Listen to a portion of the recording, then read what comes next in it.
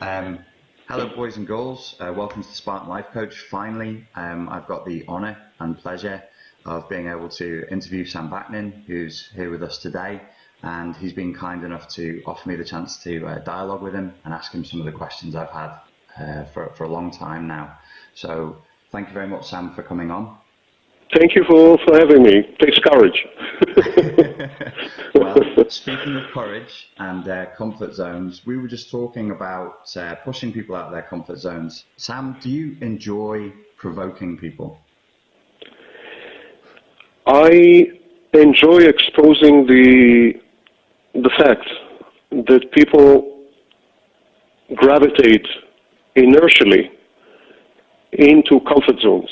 And within the comfort zone, they feel omnipotent and omniscient. They become narcissistic. People who are embedded in their comfort zones, people who refuse to examine themselves, their nearest and dearest, their lives, and their society, are people who feel comfortable with injustice and evil. And then it's a very short step towards leveraging injustice and evil for your own ends, which is a very good, as good a definition of narcissism as I've ever heard. Yes. Yes. I made the mistake before I started recording of feeding into this false narrative where I said to you that your provocation is sadism, but that's a reframe. Provocation and pushing people towards reality and critical thinking and objectivity, that's the essence of what philosophy should be, isn't it?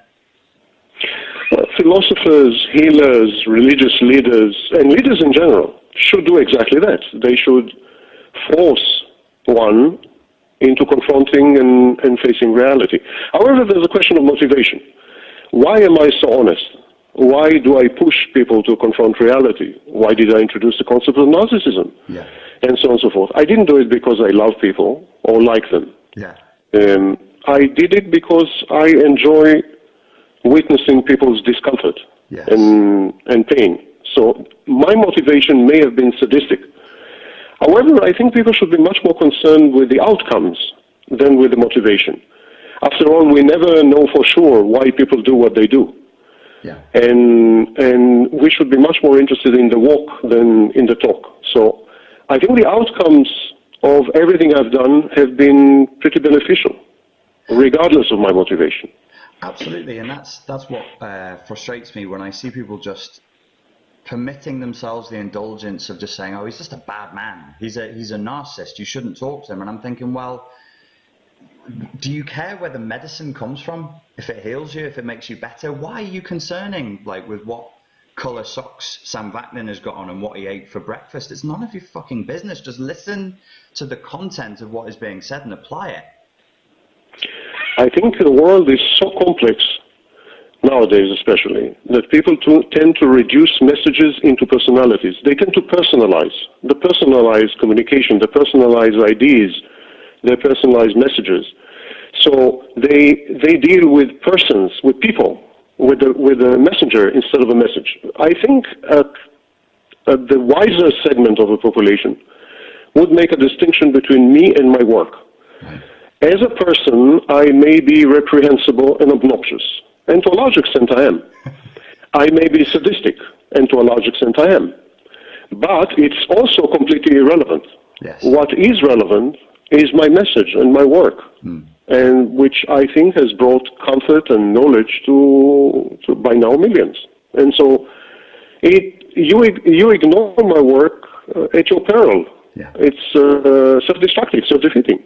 I 100% agree with that.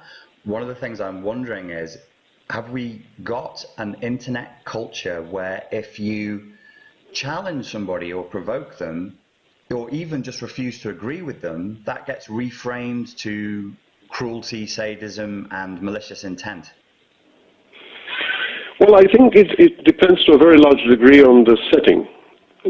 You and I, we are operating within a very well-defined ecosystem. Yes. It's an ecosystem of technology, ecosystem of the Internet. Now, the Internet is not a representative sample of humanity. No. Less than 20% of all people are on the Internet. And of these 20%, I would be shocked if more than 2% are actually active. The vast majority of internet users are passive consumers of what the internet has to offer. Nice. Less than 2%, I would venture to speculate, less than 2% are actually active. Now, people who are active on the internet are exhibitionistic. They are, to some extent, narcissistic. Yes. They are very driven. They regard themselves as significant in the sense that they have something to convey, to share. They believe they can motivate other people. They believe their life story has meaning, which transcends their personal biography. They believe that they are part of perhaps some cosmic plan, and so on and so forth. They are in this sense grandiose. So the people we come across, the people we interact with, are not a representative sample of humanity and not a representative sample of victims of narcissists. They are a self-selected subgroup of victims of narcissists. And this subgroup, as I've just said, is both narcissistic and exhibitionistic. Okay, so this is going to definitely set some people off. We were talking a little bit before the interview about how there's this strange subculture within the internet for the narcissism forum of people who are obsessed with narcissism as a subject, who follow your work, who follow my work, who even as they are very vocal, certain and ferocious in condemning others for narcissism, display some pretty strong traits themselves. Yes, and I told you prior to our dialogue, I told you that I think what has happened is that when I started my work in the mid-90s, I cast narcissism in terms of a cosmic morality play. I cast it as good versus evil. Narcissism, I suggested, was all evil.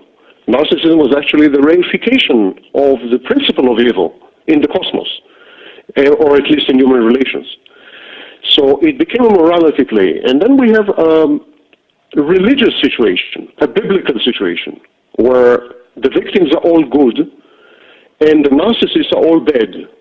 It's black and white. This is a primitive defense mechanism, psychological defense mechanism known as splitting, where we select one person or group of people and call them all black, and then we are all white. Yes. And so there is this clash between good and evil that is timeless. You can find it in Greek mythology, in every mythology and religion in human history. You can find this timeless clash between the principles of good and evil. And I think what's happening today with narcissism is just the latest embodiment, the latest round in this good versus evil morality play. Right. This, do you think that there's a case for saying that some people have actually become addicted to the idea of themselves as the victims of emotional abuse? I think what has happened is that, as I told you, the world has become so chaotic, so complex. All the social units that we used in the past to organize our world, to make sense of it, to understand our place in it, and to interact with it, all these social units have crumbled. The church, religion, the family, the community, and even the nation state. We are left atomized. We are floating in space with no mooring and no anchor. No one gives us a good explanation of why are we here, where are we going, and what the hell are we doing? Yeah. And so here comes this narcissism thing, and suddenly everything falls into place. It acts as a super narrative. Yeah. It's kind of an organizing principle which makes sense of the world and of us in the world. Here it is. We are the victims, therefore we are all good, therefore we are the force of light. And there is the narcissist, who is all bad and is all evil and is the force of darkness. And what are we? We are soldiers in this war between good and evil, between light and darkness. We are like the biblical people of old. We are on a crusade to eradicate evil from our midst. It's kind of Puritan. It's like harking back to the 17th century in New England. It's a witch hunt. It's the same like Salem. It's Salem writ large, Yes. you know. Yeah. But it has a comforting effect. It calms you down. It tells you. It suddenly puts you in context, provides you with context. It makes sense of your life, makes sense of what you were doing, And it makes sense of your suffering. Because you didn't just suffer. It wasn't only your husband that inflicted pain on you. It wasn't just your boyfriend who made you suffer. It was a narcissist. And a narcissist is transcendental. Yes. It's a force of nature. Yeah. It's something much bigger than your husband or your boyfriend.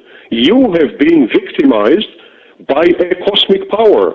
And this is a very aggrandizing feeling. It also gives you some narcissistic satisfaction, narcissistic supply.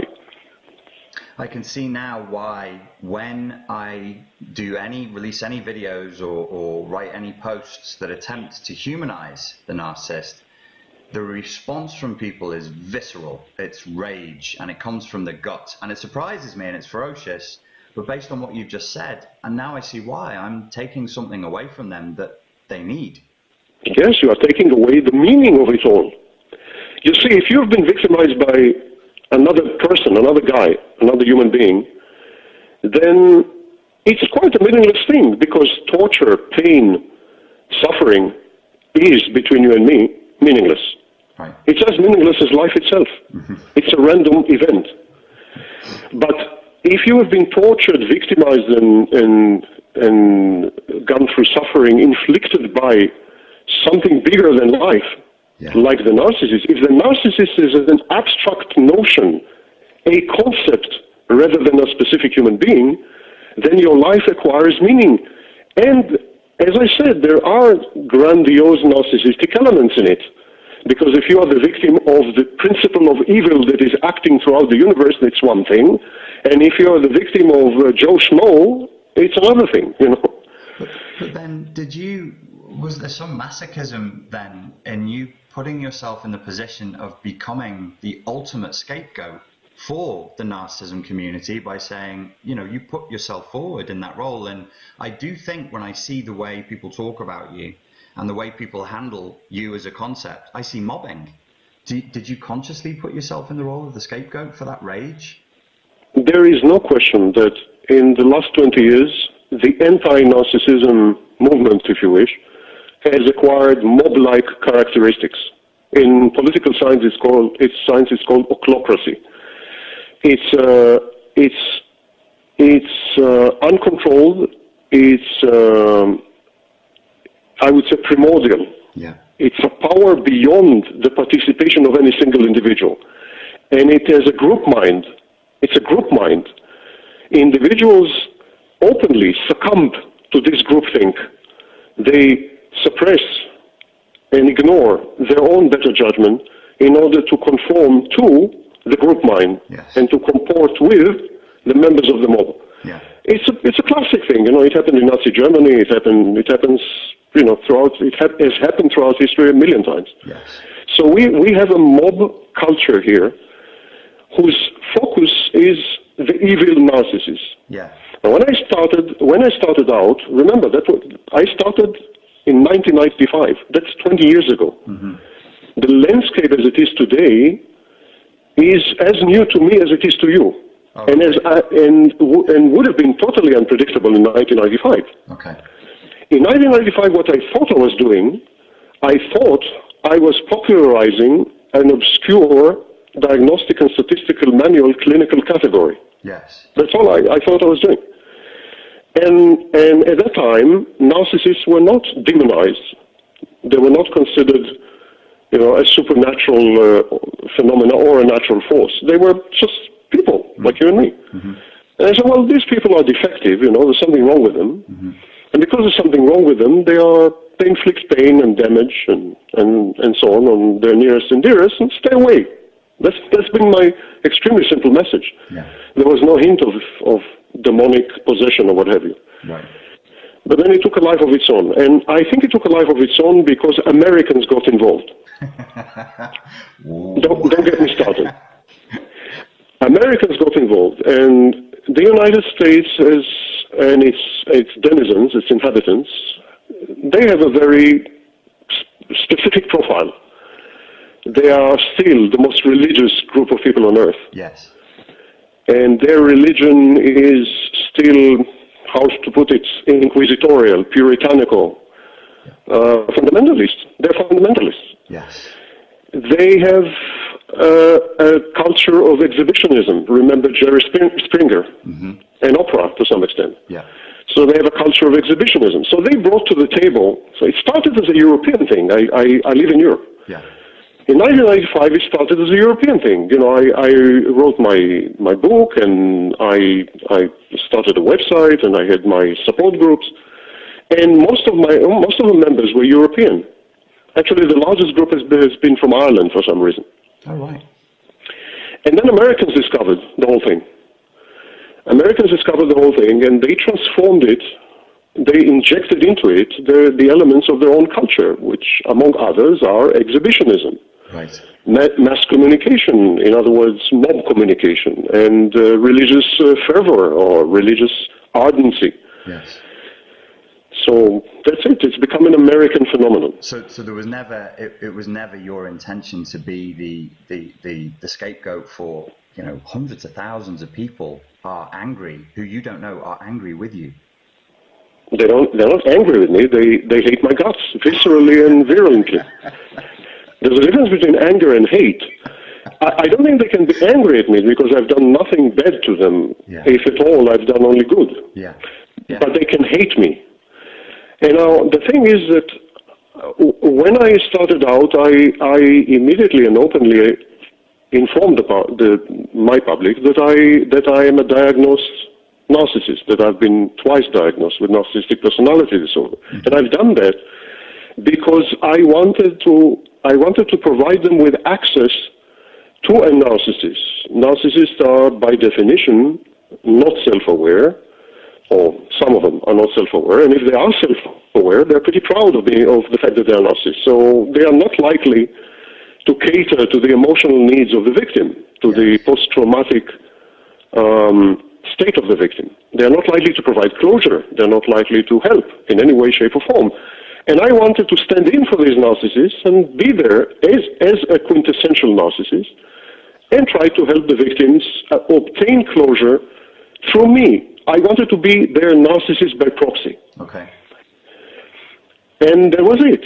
But then as the movement took on a life of its own, as narcissists became demonized, as religion, as the whole thing acquired religious dimensions, as the mob took over, and so on and so forth, naturally I was swept along. Yes.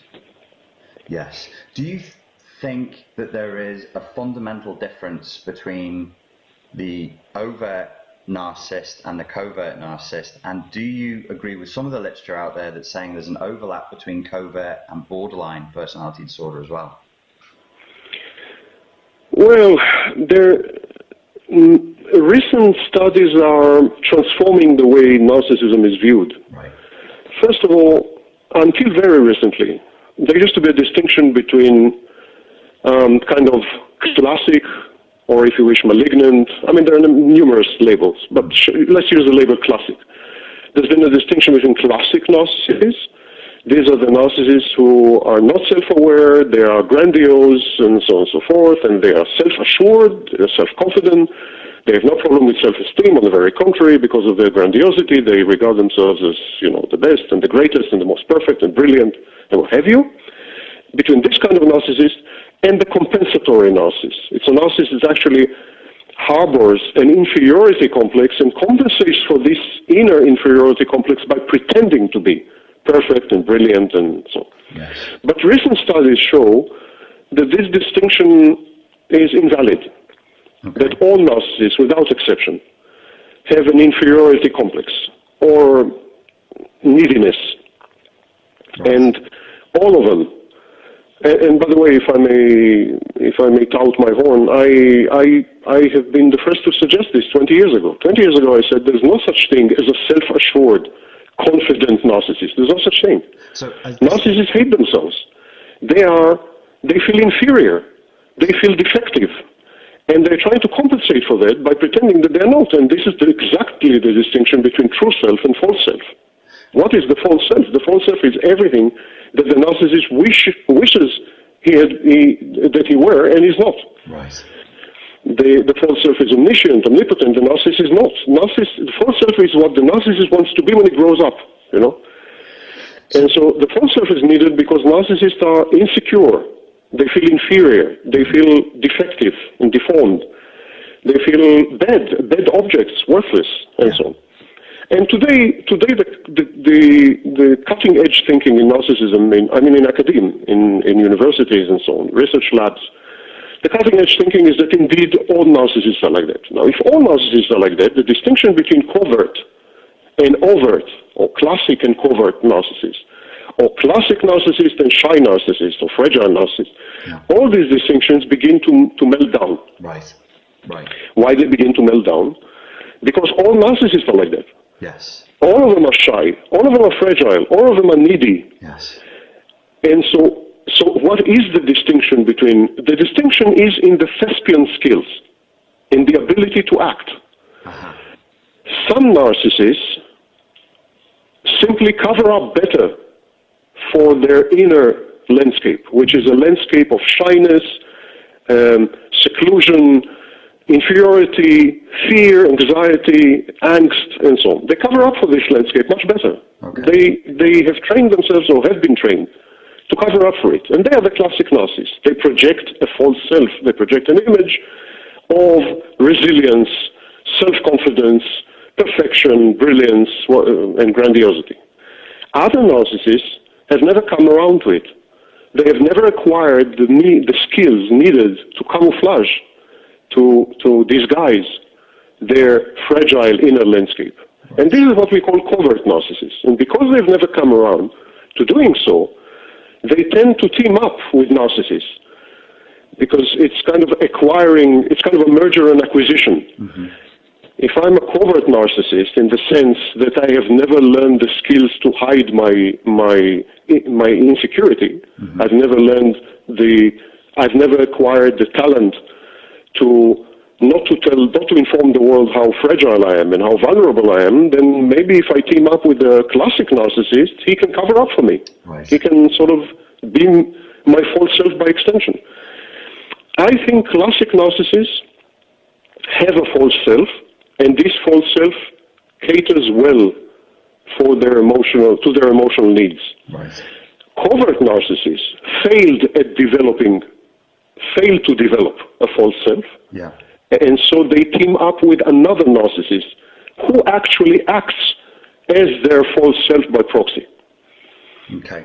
So the whole model by which we've been using, looking at the subject, could be completely faulty then? I think all these distinctions, as I said, there were teething problems. The whole field started in the mid-90s. Yeah. I mean, there have been studies of narcissists, of course, dating back to 1915. Yeah. Freud coined the term narcissism in 1915, and then we had Kohut in 1974. Mm-hmm. But nothing serious. The first serious studies of narcissism started in the mid-80s and then later in the mid-90s. So it's a very new field. And narcissism is such a multifaceted phenomenon that labels proliferated, including, I'm also guilty. I also contributed a few labels, like inverted narcissist, Right. But it's all because we fail to see the underlying unity. It's exactly like I'm a physicist by training. It's exactly what happened in physics. We had electricity, mm-hmm. we had magnetism, and then one day we discovered that electromagnetism is one and the same. Right. And then we united these with other forces like the weak force and the strong force and so on and so forth. So as a field ages and progresses, unity emerges. And I think ultimately we will discover there's only one type of narcissist. Right. Absolutely one. Yeah. Yeah. Where I first started wondering about that was I listened to the narrative on the forums and listened to my clients talking, and I got the impression of this sort of alpha male, handsome man in a red sports car driving around having sex with women and then abandoning them as the ultimate sort of idea of a narcissist. And I thought, this sounds like a 2D cardboard cutout. It sounds like a concept. It doesn't sound like a real person to me. So do you think both the victims and the researchers kind of fell for that false image that the narcissists were creating? I think everyone, myself included, has been flabbergasted and baffled and puzzled by the enormous complexity of narcissistic disturbances of personality. Yeah. And the reason narcissism, pathological narcissism, and by the way, healthy narcissism, the reason narcissism in general is such a complex phenomenon is because it underlies all other mental health mechanisms and even, I would say, disorders. Narcissism is when we become ourselves. Narcissism is when we acquire identity. It is so early in life and involved in so many mental health processes that it's really, really kaleidoscopic, if you wish. So there were two types of reaction. Some people began to split hairs, and then you had inverted versus classic versus covert, somatic versus cerebral, and what have you. Yeah. And other people, and those were the analytically minded people. I'm an analytic type, so what I did, I began to split hairs. I said, well, there's somatic, there's cerebral, there's inverted, there's this, there's that. Mm-hmm. And many others did the same, of course, yes? And then there were the types who can't cope with, who are not analytic. They can't cope with complexity. So what they've done, they've reduced everything to a caricature. Right. Both the victim and the narcissist. So as far as they're concerned, it's all a cartoon, an unfolding cartoon animated film. One of the other questions that I wanted to ask you about, again, I know this is going to be a provocation for some people. I watched an interview you did. I really enjoyed it. It was a bit of a fractious interview on the subject of empathy. And in that interview, you said that empathy has become this kind of meme, a bit of a meaningless meme. Could you talk to that for a moment, possibly? I think, as I said, narcissism, empathy, it's a currency that's been used so frequently in so many contexts that it has lost its value. There's an inflation of these terms. Yes. They've lost their value. They've lost their original value because narcissism is an extremely well-defined, especially in the Diagnostic and Statistical Manual Edition 5, the latest one. Yeah. Narcissism is an extremely well-defined clinical construct. Yes. And this clinical construct doesn't fit 95% of what's written online. Right.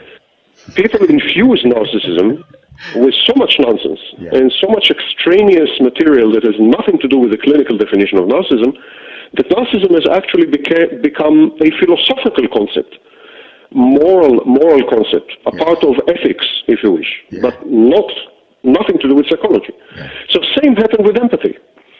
Empathy is a very, very well-defined concept. It's been studied for well over 100 years. The study of empathy started in Germany, by the way, but however counterintuitive that may sound. It started in Germany, and there, of course, they don't use the word empathy. But it started in Germany, and by now there are numerous studies and so on. Empathy is a very well-defined mechanism of relating to other people. Yes.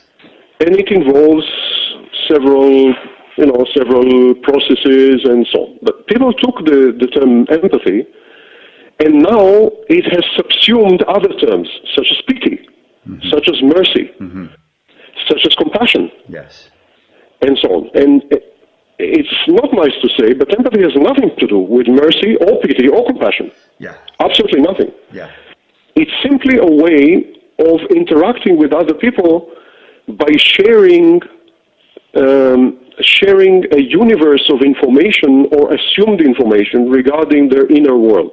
We call it the intersubjective agreement. It's like, I can't really know what's happening in your head, but had I been an empathic person, which I'm not because I'm a narcissist, but had I been a normal empathic person, even though I do not have access to your mind, and I will never have access to your mind, I can use the tool, the instrument of empathy to make certain safe assumptions as to what is happening in your mind. And having made these assumptions, I am likely to have certain emotional reactions to my newly acquired knowledge. Yes. As simple as that. and as constricted as that. Yeah. It's a very, very narrow term. But it took on a life of its own, exactly like narcissism, and now it encompasses every type of interaction between people. And the opposite of empathy, or disempathy, is now a curse word. You know, it's you're not empathic, or you are a narcissist. Well, that's why I stopped using the term. I stopped using empathy because I saw it so abused and prostituted, and even, you know, the way clients were using it. It did become this stick to beat people with. You're not being empathic to my pain. You're not showing me the care and attention I deserve. Ergo, you are a narcissist. It happened so frequently that I thought it almost became a red flag for me for that borderline personality type. If somebody was obsessed with empathy and used the word empathy a lot, I started to think, well, this person might actually be on the spectrum for borderline personality disorder. Yeah, and you know what's a big part of the problem? A big part of the problem is that victims inhabit an echo chamber. Apologies for my accent, by the way. I mispronounce words, I assume.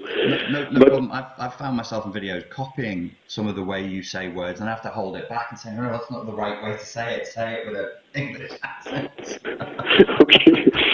So, victims inhabit an echo chamber. Mm-hmm. They rely on each other for guidance, but they essentially only reflect each other's feelings and concerns and so on. So they never exit this huge cave in which they are entombed. You know, mm-hmm. It's like Plato's cave. Yes. They are in this cave, and all they see is the shadows on the wall, and they assume this is reality. But the thing is, outside of this cave, there is a huge effort in universities and research labs and government finance programs all over the world, a huge effort to understand and decipher narcissism. Mm-hmm. There's never been anything remotely like this before. Right. There are 2 to 5 studies published a day, mind you. Really? 2 to 5 a day. Oh, wow. I'm following all of them, of course. I'm reading all of them. I've even subscribed to very expensive databases. So, mm-hmm. But if you read these studies, your view of narcissism is so essentially and fundamentally transformed that a lot of what the victims are saying is tripe. Right. For example, it used to be the view that narcissists do not have empathy. Yes. But that's very, very old hat. Right. In the last month alone, there have been studies that have demonstrated that narcissists actually do have empathy, but only for other narcissists. Oh, really? Then there have been studies, studies were published that supported my contention that narcissists and psychopaths actually do have a type of empathy, which I call cold empathy. Yes. Cold empathy is actually full-fledged empathy, only without the emotional component. Okay. It means that you can put yourself in other people's shoes, you can read their mind or access their mind, or presume to access their mind. You can put yourself in their shoes. You can empathize with them. Mm-hmm. You can realize what it means to be Richard. I can realize what it means to be Richard, mm-hmm. you know. But you do all that without an emotional component. So once I realize what it means to be Richard, I won't have any emotional resonance. Yeah. I won't react with sorrow or compassion or I won't have any emotion. No emotion will be provoked by my ability to put myself in your shoes. Yes. And this, I call it cold empathy. Yes. Narcissists and psychopaths leverage cold empathy to penetrate your defenses. Getting to know you better via empathy allows me to leverage or to take advantage of your vulnerabilities. Yes. To find the chinks in your armor. Yes. Did you ever stop to think about the following? If narcissists don't have empathy at all, yeah.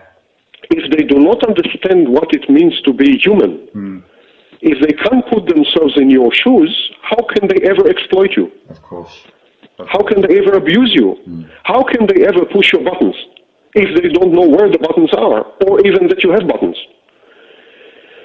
So clearly, narcissists do have empathy. However, this empathy is emotionally deficient, and they use it only with their own kind or in order to obtain certain benefits and advantages like narcissistic supply, or in the case of psychopaths, money, sex, and so on. Yeah.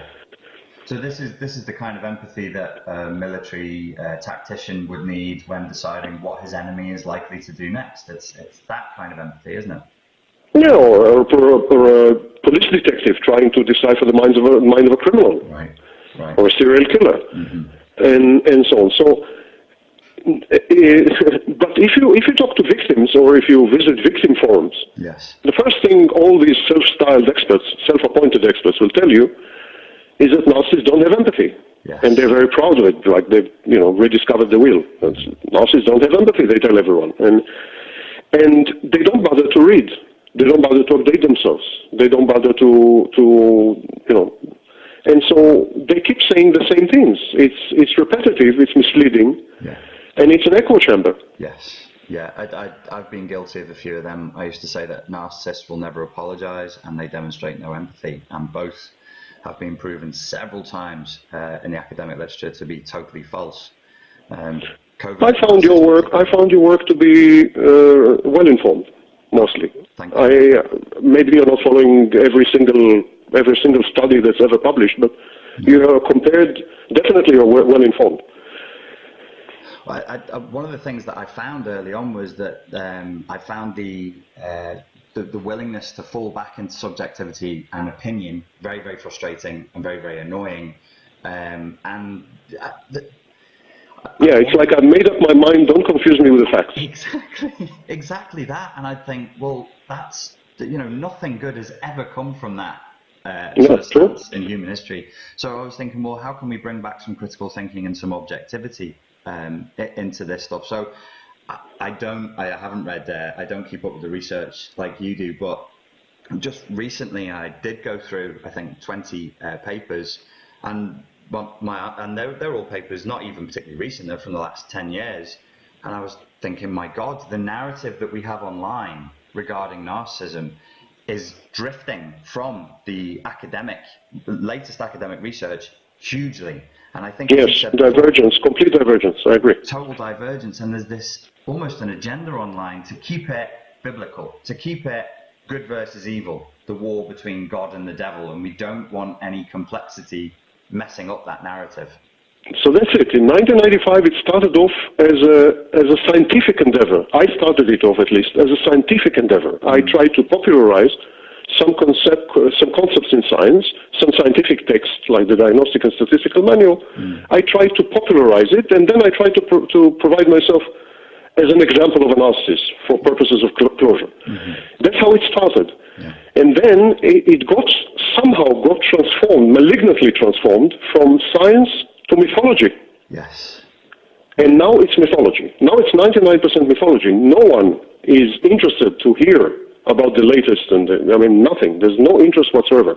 I can see it in the number on my channel. I try to, from time to time, introduce, the latest in research, and there's no interest whatsoever. If I post a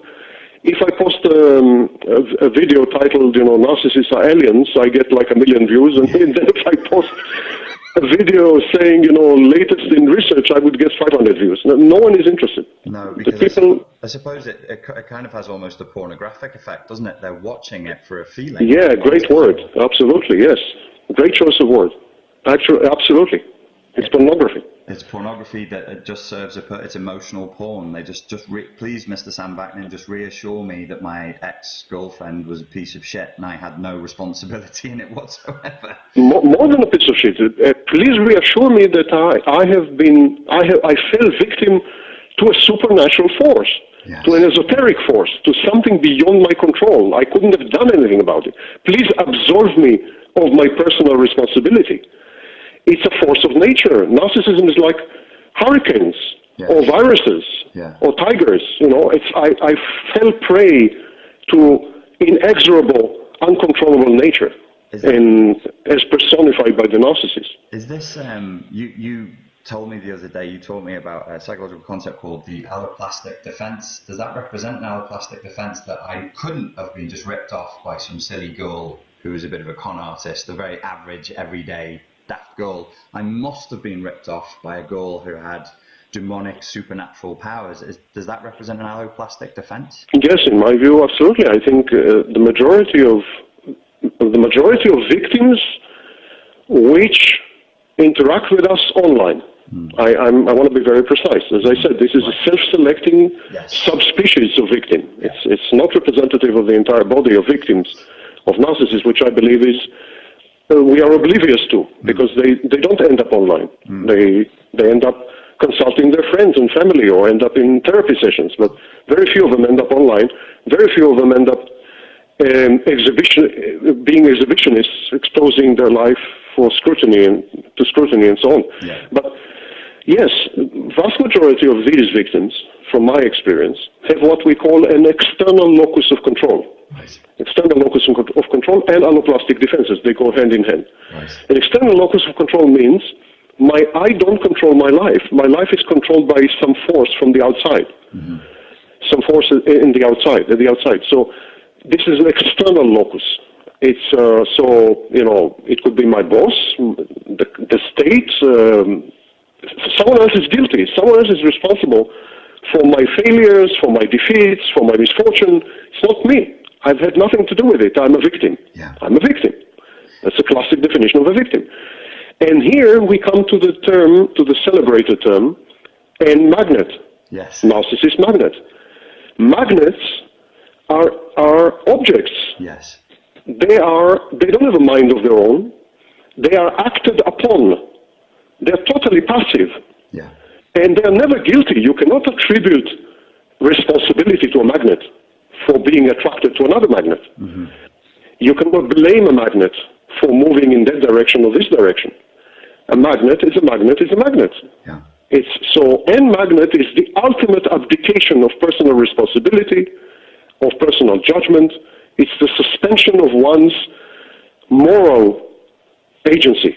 So the idea that I am just a codependent personality type, I'm a narcissistic and N-magnet personality type, again, you would say this is an alloplastic defense that just absolves you of all personal responsibility. Exactly. Alloplastic defense is a fancy word for it's not my fault. I am who I am. I am a magnet. What can I do about it? And I am subject to these inexorable, powerful, omnipotent, actually, external forces which do with me as they please.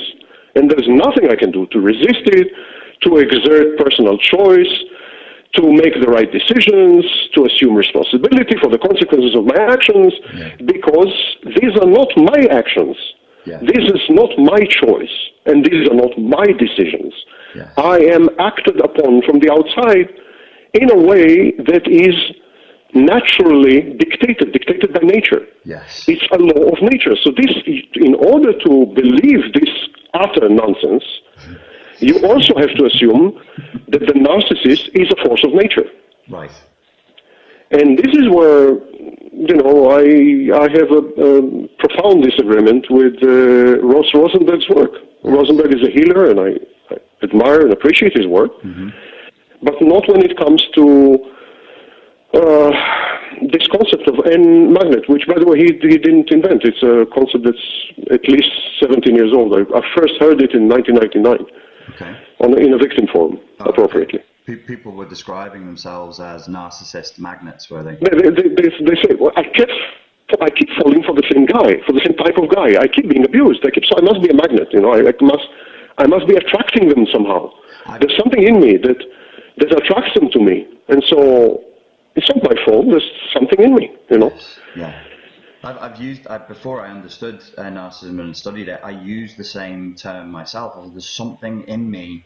These people keep popping up in my reality. There's something in me. I feel like a magnet. But again, as you say, that could have been very quickly and easily resolved if somebody had taught me this is an alloplastic defense. You are attracted to these people. You're engaging with them to, I don't know what I was trying to do, play out some weird masochistic emotional play, or I don't know what it was, but I was doing it, but it was me that was doing it. It wasn't a magnet that was doing Exactly. it. Whatever you were doing, and you were repeating. We do have in psychology the concept of a repetition complex. Yes. We do have it in psychology. When we keep repeating earlier conflicts in our lives, unresolved conflicts, usually with primary caretakers like parents, teachers, role models, yes, even peers that we admired. So we have these unresolved conflicts, and we try to resolve them with new people all the time, and these new people are exactly the type of people with whom we had the unresolved conflicts to start with. right. So we have a repetition complex. But a repetition complex is nothing to do with magnetism or natural forces. It is a choice. Everything you do in life is a choice and a decision. You settle upon certain people and certain relationships. It is your decision and your choice. Therefore, to some extent, it is your fault. You can't absolve yourself of responsibility this way by relabeling yourself, by declaring that you are not a human being, that you are an object, subject to physical forces. This narrative, these words and the concepts that you're choosing to describe this with, even though it will be provoking to some people because they'll feel like they're having something precious to them being taken away, I would think this would be 100 times more effective in actually helping people to heal and get over it and move on with their lives than the other narratives that you see dominating the subject. I must confess to having lost a lot of faith in people's wish to be healed. Yeah. Yeah. Yes, they protest. The lady protested. Yes, they protest volubly that all they want is to be healed and so on. But I think there's a lot of emotional reward in being in a permanent state of victimhood. Okay. You are the center of attention. You are the subject of commiseration. Yes. You are the recipient of compassion, and so on. It's very rewarding emotionally. I think victimhood is an addictive state. And I think, therefore, it is what we call in behavioral or behaviorist psychology, it's called a self-reinforcing behavior. It's a behavior that has its emotional rewards, and so you keep repeating it.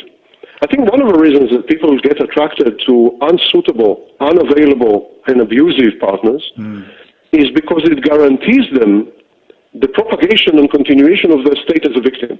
Yes. Yeah. It is very important for them to become a victim because it has become an integral part of their self-identity.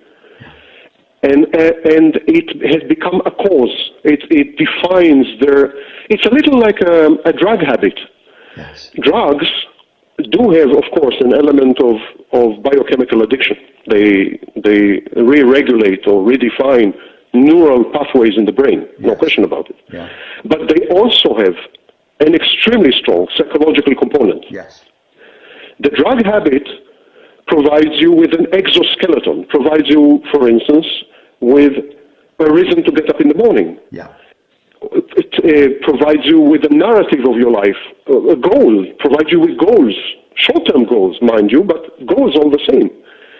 The drug renders your life meaningful, however bizarre this sounds. It sort of redefines your identity. Mm-hmm. And so I think victimhood is habit forming. And indeed, in some psychological schools, we call it learned helplessness. Yes. It's a form of learned helplessness. And it has emotional rewards. Victims would react ferociously, viciously, and ragefully if you challenge their victimhood. Well, there's an effect that I've observed online, and just on my Facebook page, I have friends of mine who know nothing about narcissism. They check it out, see what I'm doing, and they all ask the same question. They ask about the linguistic concept of my narcissist this, my narcissist that, and they pointed out they sound like groupies talking about a rock star. There is this supernatural demon, and he picked me. and there seems to be they don't sound sad and traumatized as much as they sound thrilled. Well, I'm not sure I would agree with this generalization, but I think that many of them are traumatized and sad and everything. But yes, you're right, I think, or they are right, to say that they feel chosen, that they feel a select group, that they feel that, as I said before, that they are soldiers of good versus evil, that they feel part of an unfolding Armageddon. Armageddon, you know, the final judgment, the last judgment, the battle. So the narcissist is the modern substitute for the Antichrist. Right. And it's a religious worldwide battle unfolding. Actually, I can direct you to web resources which explicitly equate the narcissist with the Antichrist and say clearly that the forthcoming Antichrist would be a narcissist, no doubt about this. So, and narcissist has crept in and has substituted for psychopath. For example, I've watched 7 or 6 seasons of a program, a TV series called In Treatment. Okay. Wonderful, by the way. Oh, okay. In Treatment. It's an intimate look into a series of therapy sessions, fictionalized therapy sessions. And then, never mind, there's a lot going on there. But the only specific mental health disorder mentioned throughout the 6 seasons is narcissistic personality disorder. Yeah. Borderline is never mentioned, not once, believe it or not. Psychopathy is not mentioned. Nothing. No other mental health issue is mentioned. Yes. Not schizophrenia, nothing. But narcissistic personality disorder has been mentioned 7 times in 7 different episodes. Right. So I think narcissism took over as the cipher. It stands in for all mental health disorders. If there's something wrong with you, you must be a narcissist. And now let's have the details. Well, I've noticed the same thing, that in modern culture it is popping up more. People are using the term malignant narcissist in adverts for films and descriptions of characters within films, and it seems to be the disorder du jour, doesn't it? Everybody is talking about narcissism right now. The current winner of the Pulitzer Prize for poetry won the Pulitzer Prize for a poem in which he says, you should get rid of your how did he put it? Arrogant self-image. And then he goes on throughout the poem to use verbiage, which is essentially about narcissism. Right. Throughout the poem. It's a poem about narcissism. Wow. And he won the Pulitzer for it. And then I saw another performance artist, Maria Rabinovich, I think her name is. And what was her line on PBS? She said, you must get rid of the false self, you must work with the true self. And, it became a part of the vocabulary of the 21st century, because it has power, it's very potent. It explains not only an obscure mental health disorder, it seems to explain collective behavior. So people are talking about collective narcissism of societies, of cultures. So it seems to explain collective behavior, it seems to explain a myriad social phenomena, including terrorism, including serial killers, including mass shootings, it has very strong explanatory power, narcissism. Yeah. Where do you see, I'm aware that we're coming up to almost an hour now, so I'll finish with this question, if I may. Where do you see this moving to next? Where do you see the field of narcissism, the study of narcissism going next? I think the narcissism, what you and I are doing, the victims we come across online, the narcissists we come across online, because I'm being a narcissist, I'm frequently contacted by self-styled narcissists and psychopaths. Yes? So I think all this has become a cultural phenomenon, cultural societal phenomenon, which has nothing to do, or very little to do, with clinical diagnostic categories. I think that's precisely why universities, professors, research labs are distancing themselves from narcissism forums and so on online. Right. I corresponded with many academics, and I proposed to them to provide them with access to my list and so on, and they were very reluctant. I think they feel that narcissism online is adulterated. It wasn't the term psychopath dropped for the same reason, because it was adulterated and it was just being so misused. Exactly. So I think we're going to continue to see this cultural, societal phenomena. I think it is at its beginning. There's a whole cottage industry, you and I know best. There's a whole cottage industry around it. It's going to grow. And many people are going to enter the field, many more are going to enter the field, and they are going to contaminate it even further. Or you know what, let's not use the word contaminate, because it's a value judgment. They're going to move it apart from the clinical setting even further. And I think it's going to end up as a cultural social phenomenon.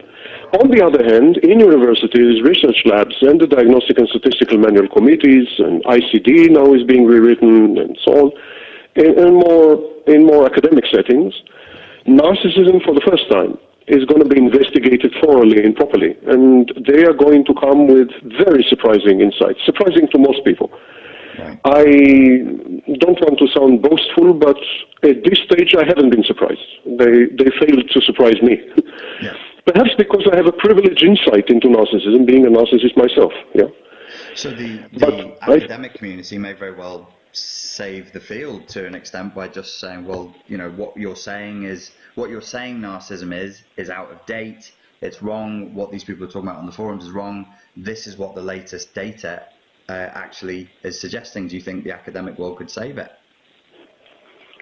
I think the academic world has given up implicitly and explicitly on the population at large. I think they're studying narcissism as they would. It's a little like the vaccination debate, you know. Yeah. They gave up. You know, there's vaccinations, and people are saying that vaccines cause autism and what have you. And at the beginning, academics try to dissuade them. They try to say, what are you talking about? There are no studies connecting vaccination with autism and this and that.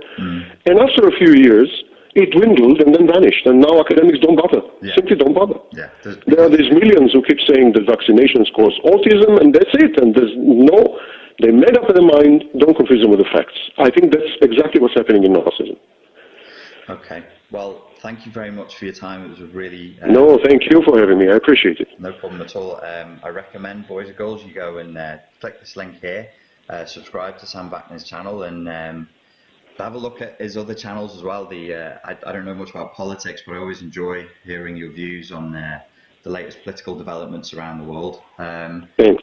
Thank you very much for making yourself available today. It was great. A pleasure, and anytime if you want to do something in the future, I'm available. Maybe this time I'll interview you. Oh, yeah. I'm serious. I greatly enjoy your work. That would be cool. Thank you very much.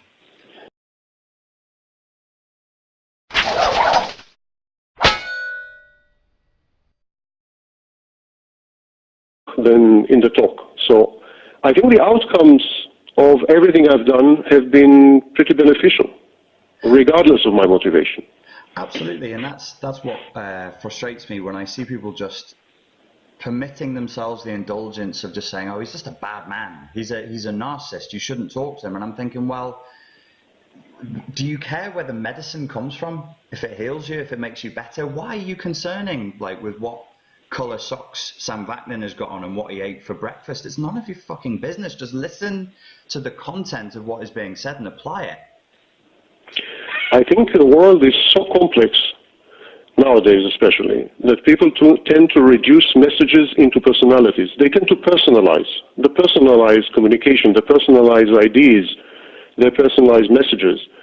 So they deal with persons, with people, with a messenger instead of a message. I think the wiser segment of the population would make a distinction between me and my work. As a person, I may be reprehensible and obnoxious, and to a large extent I am. I may be sadistic, and to a large extent I am. But it's also completely... Hello, boys and girls. Welcome to the Spartanlifecoach. Finally, I've got the honour and pleasure of being able to interview Sam Vaknin, who's here with us today. And he's been kind enough to offer me the chance to dialogue with him and ask him some of the questions I've had for a long time now. So thank you very much, Sam, for coming on. Thank you for having me. It takes courage. Well, speaking of courage and comfort zones, we were just talking about pushing people out of their comfort zones. Sam, do you enjoy provoking people? I enjoy exposing the fact that people gravitate inertially into comfort zones. And within the comfort zone, they feel omnipotent and omniscient. They become narcissistic. People who are embedded in their comfort zones, people who refuse to examine themselves, their nearest and dearest, their lives, and their society, are people who feel comfortable with injustice and evil. And then it's a very short step towards leveraging injustice and evil for your own end, irrelevant. Yes. What is relevant is my message and my work, and which I think has brought comfort and knowledge to by now millions. And so you ignore my work at your peril. Yeah. It's self-destructive, self-defeating. I 100% agree with that. One of the things I'm wondering is, have we got an internet culture where if you challenge somebody or provoke them, or even just refuse to agree with them, that gets reframed to cruelty, sadism, and malicious intent? Well, I think it depends to a very large degree on the setting. You and I, we are operating within a very well-defined ecosystem. Yes. It's an ecosystem of technology, ecosystem of the Internet. Now, the Internet is not a representative sample of humanity. No. Less than 20% of all people are on the Internet. And of these 20%, I would be shocked if more than 2% are actually active. The vast majority of Internet users are passive consumers of what the Internet has to offer. Nice. Less than 2%, I would venture to speculate, less than 2% are actually active. Now, people who are active on the Internet are exhibitionistic. They are, to some extent, narcissistic. Yes. They are very driven. They regard themselves as significant in the sense that they have something to convey, to share. They believe they can motivate other people. They believe their life story has meaning, which transcends their personal biography. They believe that they are part of perhaps some cosmic plan, and so on and so forth. They are in this sense grandiose. So the people we come across, the people we interact with, are not a representative sample of humanity and not a representative sample of victims of narcissists. They are a self-selected subgroup of victims of narcissists. And this subgroup, as I've just said, is both narcissistic and exhibitionistic. Okay, so this is going to definitely set some people off. We were talking a little bit before the interview about how there's this strange subculture within the internet for the narcissism forum of people who are obsessed with narcissism as a subject, who follow your work, who follow my work, who even as they are... Which is a very good, as good a definition of narcissism as I've ever heard. Yes. Yes. I made the mistake before I started recording of feeding into this false narrative where I said to you that your provocation is sadism, but that's a reframe. Provocation and pushing people towards reality and critical thinking and objectivity, that's the essence of what philosophy should be, isn't it? Well, philosophers, healers, religious leaders, and leaders in general should do exactly that. They should force one into confronting and facing reality. However, there's a question of motivation. Why am I so honest? Why do I push people to confront reality? Why did I introduce the concept of narcissism? Yeah. And so on and so forth. I didn't do it because I love people or like them. Yeah. I did it because I enjoy witnessing people's discomfort. Yes. and pain. So my motivation may have been sadistic. However, I think people should be much more concerned with the outcomes than with the motivation. After all, we never know for sure why people do what they do. Yeah. And we should be much more interested in the walk